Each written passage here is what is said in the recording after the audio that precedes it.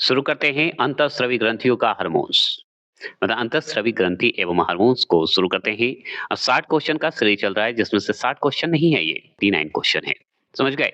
60 question का series चल रहा है, 60 क्वेश्चन से ज्यादा सवाल नहीं आ रहा है और हर टॉपिक का वीडियो है, ये दिमाग में रखिएगा। भरोसा कर सकते हैं। ज्योग्राफी का भी हो चुका है, अब बायोलॉजी का चल रहा है, जो कि ये इसके बाद एक और वीडियो आएगा रोग उपचार से, उसके बाद ये वीडियो समाप्त हो जाएगा। तो पहला प्रश्न आपके स्क्रीन पर है और चलिए टाइम वेस्ट ना करते हुए, दूध निष्कासन किस हार्मोन द्वारा नियंत्रित होता है?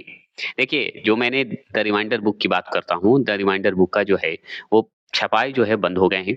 अब पुरानी किताब लेने से क्या फ़ायदा? तो नई छपाई अगर प्रिंट होती है, हम जाके देखेंगे, पता करते हैं, अगर होती है तो हम बात उनसे करेंगे कि किताब निकलवाइए, हमारे स्टूडेंट लेना चाहते हैं, तो ज़रूर होगा, ठीक है? तो चलिए, पहला प्रश्न है कि दूध निष्कासन किस हार्मोन्स द्वारा नियंत्रित होता है? प्लीज कमेंट करेंगे। तो जैसे ही दूध निष्कासन की बात करेंगे ना, तो हम कमेंट करेंगे ऑक्सीटॉसिन का बात करेंगे। कौन सा हार्मोन्स होता है? ऑक्सीटॉसिन, इसी के माध्यम से होता है। ठीक है? दूसरा प्रश्न है कि ऑक्सीटॉसिन हार्मोन्स का स्राव जो है किस ग्रंथि से होता है?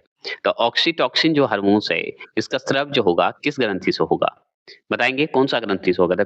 पीयूष ग्रंथि से होगा, पिट्यूटरी ग्रंथि से होगा? Option number A. चलिए, ये भी हो गया क्लियर।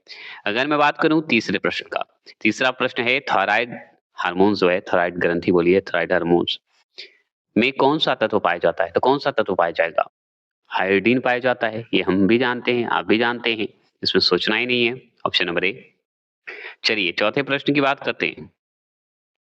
चौथा प्रश्न है कि इंसुलिन हार्मोन किस अंग से स्रावित होता है? तो इंसुलिन जो निकलता है, वो हमारे पैनक्रियाज से निकलता है। इसलिए कहा जाता है कि अगर चीनी होता है तो इंसुलिन का इंजेक्शन लीजिए, नहीं तो दिक्कत होगा, है ना? तो अग्नाशय पैनक्रियाज, ऑप्शन नंबर बी जो लगाए वो सही लगाया। चलिए 5वें प्रश्न की बात करेंगे। 5वां प्रश्न है फाइट एंड फ्लाई, लड़ो उड़ो प्रतिक्रिया किस हार्मोन से होती है? बता सकते हैं। फाइट कर जाइए या उड़ जाइए, ये जो होते हैं किस हार्मोन से होंगे? तो इस हार्मोन्स का नाम अगर आपसे पूछ देना, नाम है एड्रीनेलिन। एड्रीनेलिन बोल दीजिए, एड्रीनालिन बोल दीजिए, या नलिन बोल दीजिए, मेरा ही नाम ले लीजिए, तो एड्रेनालिन बोल दीजिए। ठीक है? ये जो लड़ो उड़ो वाला हार्मोन्स की अगर प्रतिक्रिया की बात हुई ना, तो एड्रेनालिन बता देंगे। छठे प्रश्न की बात करते हैं कि मानव शरीर का समान तापमान कितना होता है? तो हमारा जो समान तापमान होता है, टेम्परेचर होता है, कितना होता है? तो 98.6 फ़ारेनहाइट होता है ना? फ़ारेनहाइट है और सेल्सियस में पूछ देगा तो बताइए तो 37 डिग्री सेल्सियस बता दीजिएगा। क्लियर हो गए? कोई दिक्कत तो नहीं? 7वें प्रश्न की बात करेंगे। 7वां प्रश्न है मधुमेह किस हार्मोन्स की कमी से होता है? बता सकते हैं मधुमेह जो होती है बीमारी, जिसे हम चीनी बोलते हैं, वो किस कारण से या किस हार्मोन्स की कमी से होगा? तो इंसुलिन की कमी से होता है, ये आप भी जानते हैं, हम भी जानते हैं, है कि नहीं? तो इंसुलिन। ऑप्शन नंबर बी जो लगा दिए वो सही लगाएँगे, है ना? चलिए, और भी बात करें, बहुत सारे इंपॉर्टेंट सवाल और भी हैं, जो कि मैं क्लियर बाद में करूँगा। 8वां प्रश्न है कि अग्नाशय से जो है पाचक रस के स्राव होने या स्राव को कौन-सा हार्मोन्स उत्तेजित करता है? जो अग्नाशय जो पैनक्रियाज है, उसमें एक पाचक रस है। पाचक रस के स्राव होता है और स्राव होने से उसमें हार्मोन्स का एक उत्तेजित होता है, तभी होता है। तो कौन-सा हार्मोन्स होते हैं भाई? तो हम बताएँगे, नासिक की बात हो रही है, पाचक रस की उत्पादन की बात हो रही है, तो भाई उत्तेजना या उत्तेजित करने वाला हार्मोन्स अगर पूछे तो सिक्रेटिन बोल दीजिए या सिक्रीटिन बोला जाता है। सेक्रेटिन बोल दीजिए, सेक्रेटिन या सेक्रीटिन, ठीक है? 9वें प्रश्न की बात करेंगे, शरीर में अतिरिक्त ग्लूकोज जो है किस रूप में संग्रहित रहता है? हमारे शरीर में अगर ग्लूकोज का अगर बात करें तो किस रूप में होगा? तो हम बताएँगे कि ग्लाइकोजेन के रूप में होगा एकत्रित, ऐसे लीवर में होगा ये काम। संरक्षित अगर बात करें तो लीवर में होगा, समझ गए? लेकिन किस रूप में? तो ग्लूकोज के ग्लाइकोजेन के रूप में रहेगा। ऑप्शन नंबर बी जो लगा दिए वो सही लगा दिए। अब बात करें आगे, चलिए अब आते हैं 10वें प्रश्न की बात करते हैं। 10वां प्रश्न आपके स्क्रीन पे दिख रहा होगा। 10वां प्रश्न है कि सोमे, याद रखिएगा, यहाँ पे तोड़ के पढ़ेंगे, जो जितना तोड़िएगा उतना याद होगा, क्योंकि क्वेश्चन को हम अपना समझेंगे तभी आपको वो साथ देगा क्वेश्चन। तो सोमे सोमेटोस्टेटिन बोलेंगे। सोमेटोस्टेटिन का मुख्य कार्य क्या है? टीन आ गया तो हम इसमें बता देंगे कि हमारे शरीर में भूमिका क्या होती है, वृद्धि जो होता है ना, वृद्धि हार्मोन्स का स्राव जो होते हैं उसे रोकने का काम करता है, जो वृद्धि नहीं हो सके। तो ऑप्शन नंबर बी, वृद्धि हार्मोन्स के स्राव को रोकने का काम करता है सोमेटोस्टेटिन। चलिए 11वें प्रश्न की बात करें। 11वां प्रश्न है ऑक्सीटोसिन हार्मोन्स जो है मुख्यतः किस क्रिया को प्रभावित करता है? तो ऑक्सीटोसिन हार्मोन्स जो हैं, बताइए किस क्रिया को प्रभावित करेगा? तो प्रसव के समय जो गर्भाशय होता है ना, गर्भाशय के जो फैलाव होते हैं या संकुचन होते हैं, उसके प्रेरित करता है बढ़ावा देने के लिए। तो संकुचन या दूध निष्कासन में भी काम करता है ऑक्सीटोसिन हार्मोन्स, है ना? पढ़े थे हम लोग। चलिए, संकुचन कहिए या फैलाव के रूप में भी करता है। अगर बात करें 12वां प्रश्न का, मेलाटोनिन। मेलाटोनिन जो है किस चक्र को नियंत्रित करता है? तो मेलाटोनिन जो हार्मोन्स है वो हमारे शरीर का कौन से हिस्से की भूमिका निभाता है? मेलाटोनिन। तो ये सोने जागने की जो प्रक्रिया होती है ना, वो चक्र को नियंत्रित करता है। सोना है, जागना है, इस चक्र को नियंत्रित करता है।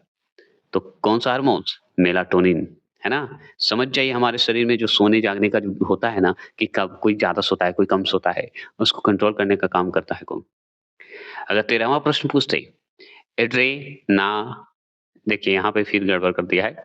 ऐसे इंग्लिश में देख लीजिए, सेम ही है। तो एड्रेनालाइन बोल दिया यहाँ पे, लेकिन यहाँ पे होगा एड्रेनेलिन होगा, ठीक है? ऐसा गलत नहीं है ये भी सही है। तो एड्रेनेलिन का मुख्य कार्य क्या है? तो एड्रेनेलिन के मुख्य कार्य तो हम पढ़े ही थे, लड़ो-उड़ो वाला प्रक्रिया। तो शरीर को लड़ो लड़ो या भागो या लड़ो या उड़ो प्रतिक्रिया के लिए तैयार करता है, लड़ने के लिए, ताकत देने के लिए काम करता है। अब लीजिए 14 प्रश्न आ गए। स्टे स्टेटोजन क्या बोल दिया मैंने?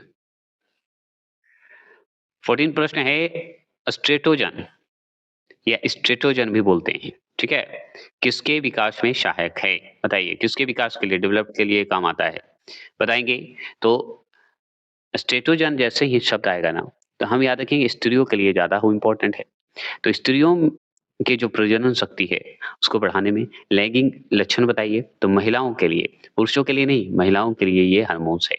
और पुरुषों के लिए कौन-सा हार्मोन्स है? बता दीजिए तो ज़रा। बताइए, कमेंट कीजिए तो तब। हाँ, ये बताइए 15वां प्रश्न, प्रोजेस्टेरॉन किसके सहायक हैं? बताइए। प्रोजेस्टेरॉन जैसे ही शब्द आएगा ना, तो इसमें भी हम याद रखेंगे महिला के लिए ही है, कि गर्भ को भ्रूण के अधिरोपण के लिए तैयार करते हैं। मतलब गर्भाशय जो होते हैं, उसे बनाए रखने में सहायक होता है। अधिरोपण वही हुआ।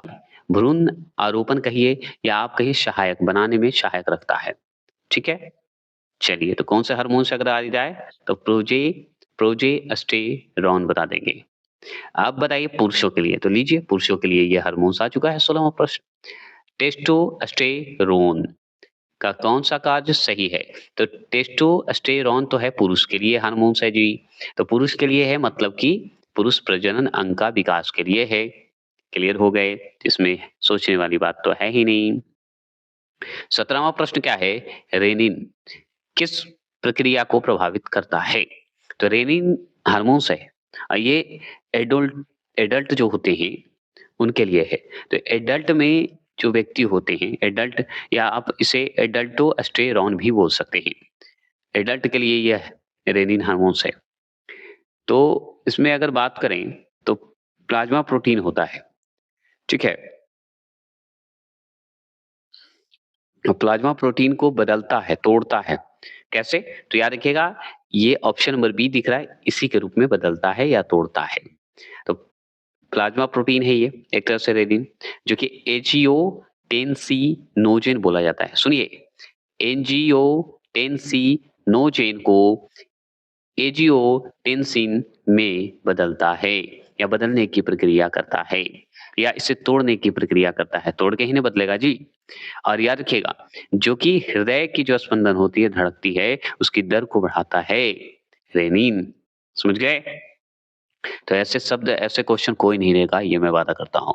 और ये आ गया कोई भी एग्ज़ाम में बायोलॉजी से, तो ये छूटेगा नहीं। अब देखिए एल्डोस्टेरॉन का मुख्य कार्य क्या है? बताइए। अब एल्डोस्टेरोन की अगर बात हो रही है, तो हम जानते हैं कि इसमें प्लाज़्मा प्रोटीन होता है, तो ऑप्शन नंबर सी प्रोटीन संश्लेषण के कारण होता है, क्योंकि एल्डोस्टेरोन में कौन-सा हार्मोन्स रहता है? रेनिन हार्मोन्स होता है। समझ गए? जो कि अभी हम जस्ट पढ़े हैं। 19वां प्रश्न की बात करेंगे, कौन-सा हार्मोन्स जो है हृदय स्पंदन को बढ़ाता है? तो रेनिन ही तो हृदय स्पंदन को बढ़ाता है ना? हृदय स्पंदन में अगर बात करें, हार्ट बीट की बात करें, तो रेनिन को ही टिक लगाइएगा। ऐसे याद रखिएगा यहाँ पे दोनों आंसर होना चाहिए। लेकिन जब आपका यहाँ पे सॉरी यहाँ पे जब ये आंसर हो ऑप्शन नंबर सी यहाँ पे हो, तो आपका रेनिन की आवश्यकता नहीं होती है। क्यों? क्योंकि यहाँ पे जो है ब्लड प्रेशर का, दबाव का कहिए, श्वसन का नियमन का कहिए, हृदय स्पंदन जो धड़कता है, ये एड्रेनालिन बोलिए या एड्रेनेलिन का काम है। समझ गए? हार्मोन्स का काम है हृदय स्पंदन, हार्ट बीट का। अगर मान लीजिए ये नहीं होता, तब हम क्या करते हैं कि हृदय स्पंदन की दर को बढ़ाने के काम में अगर पूछता, तो रेनिन टिक लगा देते। तो ये थोड़ा-सा याद रखिए डी भी और सी में दोनों में से अंतर है, लेकिन अगर सिर्फ हार्ट बीट का बात करेगा, तो हम बताएँगे एड्रेनालिन का। अगर एड्रेनालिन नहीं होगा, तब रेनिन टिक लगा दीजिएगा, ठीक है?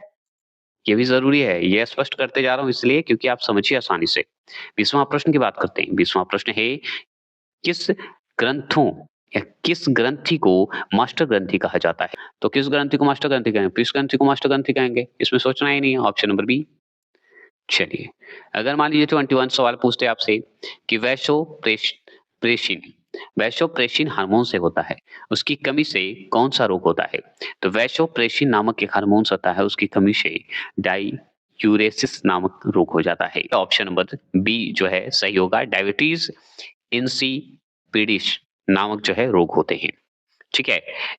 इंसिपिडिस बोल सकते हैं, याद रखिएगा या आप इसे डाययूरेसिस भी बोल सकते हैं, क्योंकि इसमें ज़्यादातर जो है बार-बार प्यास लगता है, बार-बार मूत्र जो है होते हैं, मतलब अत्यधिक मात्रा में पेशाब होते रहते हैं, याद रखिएगा।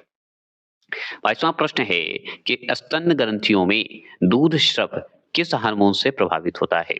जो हमारे कहा जाए जो स्तन ग्रंथि होती है, जो जिससे मिल्क जो है स्राव होती है, उससे बताइए कि कौन-सी? तो जैसे ही दूध स्राव की बात हो, दूध निष्कासन की बात हो, तो हम ऑक्सीटोसिन टिक लगाते हैं क्योंकि यही तो हार्मोन्स है कि नहीं? चलिए और एक और काम होता है ऑक्सीटोसिन से, बताइए तो क्या काम होता है?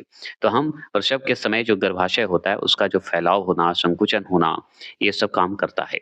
ठीक है? चलिए, अगर मैं बात करूँ 23 क्वेश्चन नंबर का, तो 23 क्वेश्चन नंबर है कि पैरोटिड ग्रंथि जो है कहाँ पाई जाती है? तो पैरोटिड ग्रंथियाँ अगर पाई जाती है तो कान के नीचे पाई जाती है।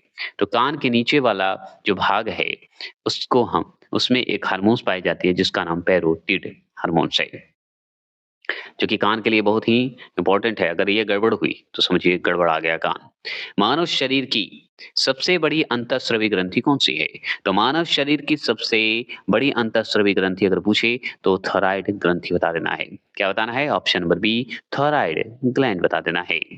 चलिए आगे चलें। अगर मैं बात करूँ 25 क्वेश्चन नंबर का, थाइमस ग्रंथि कौन-सा हार्मोन्स बनाती है? तो थाइमस ग्रंथि अगर पूछे कौन-सा हार्मोन्स बनाएगी? थाइमस। तो थाइमस अगर ग्रंथि की बात करें, तो उत्पन्न जो करेगा हार्मोन्स, वो हार्मोन्स है थाइमोसिन। तो थाइमोसिन ऑप्शन नंबर बी, है कि नहीं? चलिए 26 क्वेश्चन नंबर की बात करेंगे। 26 क्वेश्चन नंबर है कि गर्भ निरोधक गोली में मुख्यतः कौन-सा हार्मोन्स दिया जाता है? तो गर्भ निरोधक जो गोली होते हैं, उसमें कौन-सा गोली होता है? तो एस्ट्रोजन होता है। तो एस्ट्रोजन ऑप्शन नंबर बी लगा दीजिएगा, सही हो जाएगा। अगर हम बात करें 27 क्वेश्चन नंबर की बात करें, 27 क्वेश्चन नंबर है कि पीयूष ग्रंथि शरीर के किस अंग में स्थित होता है? तो पीयूष ग्रंथि जो है, शरीर के किस अंग में जो है स्थित होता है पीयूष ग्रंथि? तो हम बताएँगे मस्तिष्क, ऑप्शन नंबर बी ब्रेन, है कि नहीं? चलिए अंतःस्रावी से जितने सवाल आएँगे इससे ज़्यादा सवाल नहीं आएगा। ये मैं अपने भरोसे और पॉजिटिविटी के साथ बताता हूँ कि आएगा इससे ज़्यादा नहीं, अगर अंतःस्रावी से सवाल आएँगे तो। कौन सी ग्रंथि जो है अंतःस्रावी और बाह्यस्रावी दोनों है? तो अंतःस्रावी और बाह्यस्रावी दोनों है, कौन-सा है बताइए? बताएँगे? मतलब एंडोक्रिनल और एक्सोक्रिन ये जो ग्लैंड है वो कौन है? तो अग्नाशय के सिवा और आपको कोई दिख सकता है क्या? बताइए तो, दिख सकता है क्या? नहीं, अंतः वास्तविक जो है अग्नाशय में ही होता है। ये ग्रंथि पाई जाती है। 29 क्वेश्चन नंबर है, कौन-सा वर्णक जो है पिगमेंट त्वचा का रंग जो है प्रदान करता है? कौन-सा ऐसा पिगमेंट है जो हमारी त्वचा को बदलते रहता है? तो मेलानिन के कारण ये त्वचा का रंग बदलता है। चलिए आ जाइए और 30वां प्रश्न की बात करेंगे। 30वां प्रश्न क्या है कि किस ग्रंथि का संबंध शरीर के तापमान नियंत्रण से है? तो किस ग्रंथि का संबंध शरीर के तापमान नियंत्रण से है? प्लीज़ कमेंट कर सकते हैं, तो प्लीज़ कर दीजिए। 30वां प्रश्न का जवाब देना है, तो दे दीजिए। तो हम बताएँगे, वो है हाइपोथैलेमस थायरॉइड ग्रंथि। हाइपोथैलेमस बोल दीजिए या थायरॉइड ग्रंथि बोल दीजिए, ऐसे एक साथ है ये। चलिए 31 क्वेश्चन नंबर है कि हार्डेरियन ग्रंथि। हार्डेरियन ग्रंथि कहाँ पाई जाती है? तो हार्डेरियन जो ग्लैंड होते हैं, वो कहाँ होते हैं? बता दीजिए। तो हम बताएँगे नेत्रों में स्रव द्वारा चिकनाई प्रदान करती है। तो नेत्रों में होती है, नेत्र मतलब आँख, आइज़ में होती है, ऑप्शन नंबर बी। चलिए अब चलते हैं 32 क्वेश्चन नंबर है, यूट्रिकुलर ग्रंथियाँ किसमें पाई जाती है? तो यूट्रिकुलर ग्रंथियाँ अगर पूछे कि कहाँ पाई जाती है, तो कॉकरोच एवं कीटों के मादा जो जनन होते हैं, जनन अंग कहिए या जनांगों की ग्रंथि में होते हैं। तो कॉकरोच और कीट में ये ग्रंथियाँ आपको पाई जाएगी। कौन-सी ग्रंथियाँ? यूट्रिकुलर ग्रंथियाँ। अब बात करें 33 क्वेश्चन नंबर का, म्यूकस ग्रंथियाँ जो है किसमें पाई जाती है? इस ऑप्शन के हिसाब से आपको जवाब दे देना चाहिए। तो म्यूकस ग्रंथियाँ जो होती है, वो है बहुत ही इम्पोर्टेंट और सबसे ज़बरदस्त सवाल। म्यूकस ग्रंथियाँ? म्यूकस म्यूकस ग्रंथियाँ, हाँ, म्यूकस ग्रंथियाँ जिसे स्लेम ग्रंथियाँ बोलते हैं, ठीक है? तो ये मेढक की त्वचा में म्यूकस का स्राव करती है। म्यूकस ग्रंथि म्यूकस का ही स्राव करेगी। तो मेढक की त्वचा से होती है, ऑप्शन नंबर बी। चलिए, अब यहाँ पे 34 क्वेश्चन नंबर आ गए। 34 क्वेश्चन नंबर है, एक याद रखिएगा आंत ग्रंथि भी होता है ना? जो कि कशेरुकी प्राणियों की आंत से निकलती है। मतलब हम लोग के से निकलती है। हमारे अंदर क्या है? आंत है ना? याद रखिएगा। अब बताइए, ब्रूनर्स ग्रंथियाँ एक होती है, ठीक है? बताइए, तो किस अंग में पाई जाएगी ये? ये कशेरुकी प्राणी जो मतलब मानव कहिए, कशेरुकी प्राणियों की ग्रहनी के संरक्षक प्रति अम्ल का स्राव करती है। समझ गए? तो प्रति अम्ल तो मतलब आँत से, आँत का, है ना? तो आँत आँत आँत कहाँ गया? छोटी आँत से ही होगी, ठीक है? रखिएगा। छोटी आँत में पाई जाएगी, समझ गए? तो छोटी आँत में। कशेरुकी है ना? हमारे हमारे आँत में मतलब ये पाई जाएगी। चलिए 35वां प्रश्न है, अग्नाशय द्वारा स्रवित हार्मोन्स कौन-सा है? तो अग्नाशय मतलब पैनक्रियाज़। पैनक्रियाज़ द्वारा जो स्रवित होते हैं, उसका नाम बताइए। तो अग्नाशय द्वारा जो हार्मोन्स होते हैं ना, वो ग्लूकैगॉन होता है। तो का गॉन बोल दीजिए या ग्लूकैगॉन बोला जाता है। कैगॉन भी बोला जाता है। ठीक है? याद रखिएगा।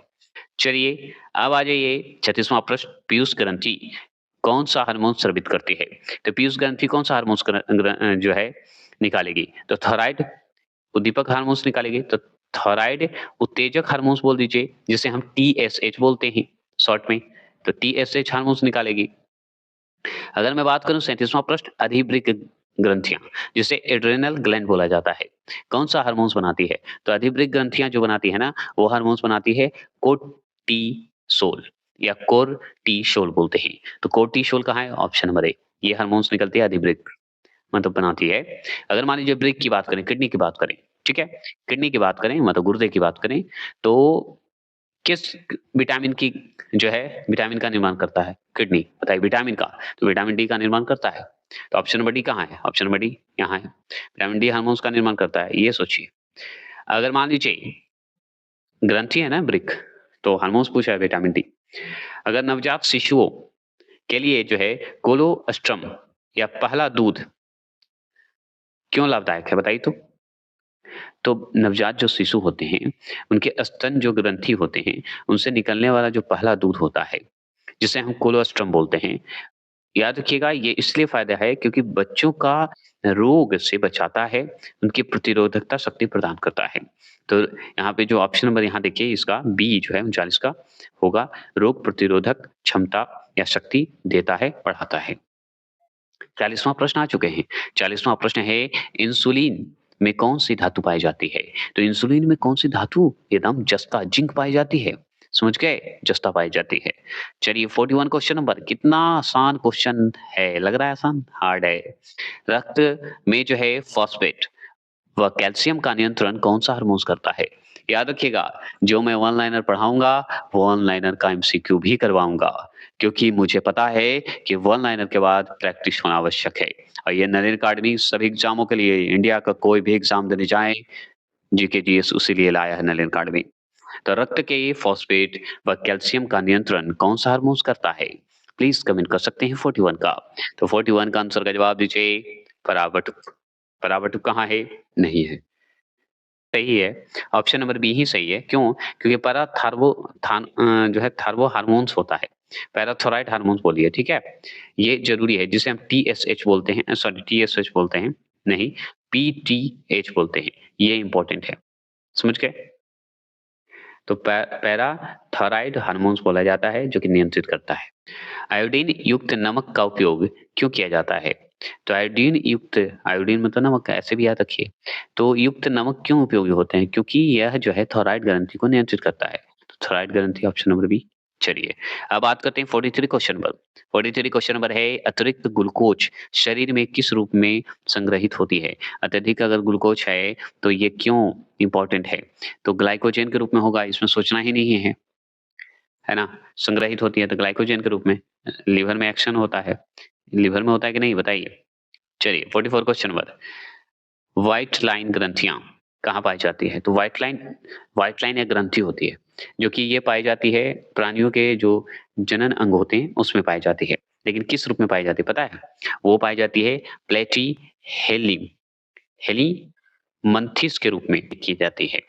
ठीक है? तो हम इसे बोल सकते हैं प्लेटीहेलीमंथीस प्राणियों के जननांग में पाई जाती है। प्लेटीहेल्मी अलग कर दीजिए और थीम्स अलग कर दीजिए।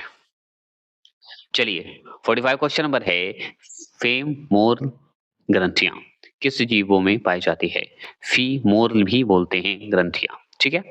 तो बताइए किस रूप में? तो सरीसृप जो जंतु होते हैं, रेंगने वाले सरीसृप। चलिए, अगर बात करें 46 क्वेश्चन नंबर वसा ग्रंथियाँ, जिसे फैट ग्लैंड बोलते हैं, कहाँ पाई जाती है? जो फसा बोल रहा हूँ, वसा ग्रंथियाँ जो है कहाँ पाई जाती है? तो स्तनियों की त्वचा में पाई जाती है। स्तनधारी जो जीव होते हैं, उनके त्वचा में पाई जाती है। और 47 क्वेश्चन नंबर है श्वेद ग्रंथि। श्वेद जो ग्रंथि होती है मतलब सफ़ेद वाला, श्वेद एक ग्रंथि ही होती है। बताइए, तो ये स्तनियों की त्वचा में ये भी पाई जाती है, लेकिन पसीने के रूप में ये होती है। ठीक है? पसीना स्राव करवाती है ये। मेमरी ग्रंथि एक होता है, ठीक है?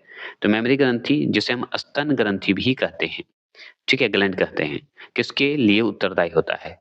तो दूध के लिए होगा, हमें तो लगता है यही, आपके लिए क्या लगता है? तो दूध उत्पादन के लिए ही होगा, है ना? चलिए, अब 49 क्वेश्चन नंबर है कि लेक्रीमल ग्रंथि को हम लैक्रीमल भी बोला जाता है, ग्रंथियाँ, ग्लैंड बोलते हैं। क्या बनाती है ये? तो ये जो करती है, ये है नेत्रों में उपस्थित होता है, ठीक है? तो आँसू में मतलब आँख में उपस्थित होता है और आँख के आँसू में उपस्थित होता है, बस इतना जान लीजिए। तो 2 आँख से हो गए, एक तो हमारा हो गया सबसे पहले हार्टरी या रेनिन ग्रंथियाँ हो गई और दूसरा लैक्रीमल ग्रंथियाँ हो गई। तो क्लियर हो गए? तो ये 49 क्वेश्चन अंतःस्रावित और हार्मोन से अंतःस्रावित और हार्मोन से संबंधित सवाल थे। अब नेक्स्ट रोग उपचार से और वो अंतिम होगा जो कि कल समाप्त कर दिया जाएगा।